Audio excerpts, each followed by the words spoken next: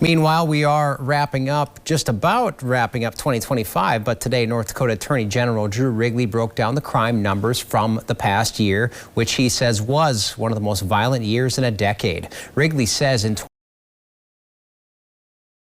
of violent crimes,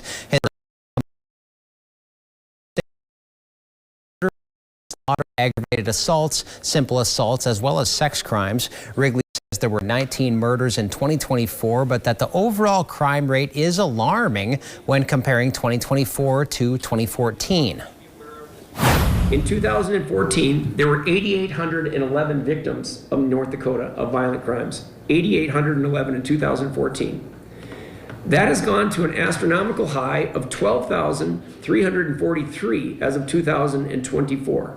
That violent crime number I just gave you, 40%, over 40% higher in that time period.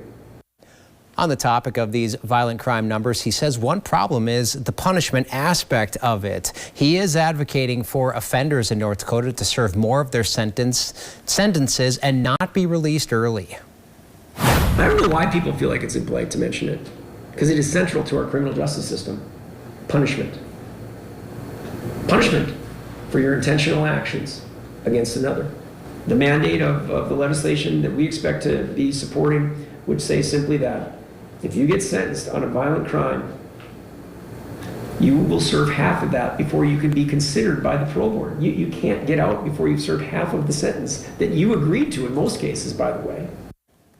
The annual crime reports are normally shared sometime in the middle of the year. Last year, KX News received the report in June. Today's came on the final day of the year. The Attorney General took full blame for the tardiness. Wrigley today promised that future annual crime reports would be released on July 1st.